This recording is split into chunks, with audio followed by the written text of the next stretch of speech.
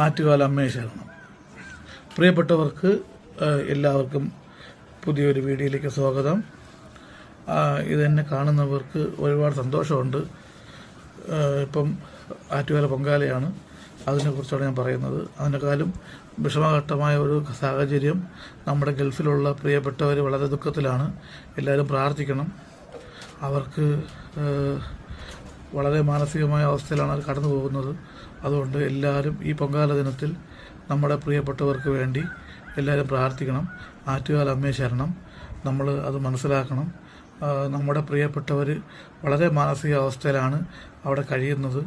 അവർക്ക് എല്ലാ സഹായങ്ങളും അവിടുത്തെ രാജ്യങ്ങളിലെല്ലാവരും ചെയ്തു കൊടുക്കുന്നുണ്ട്.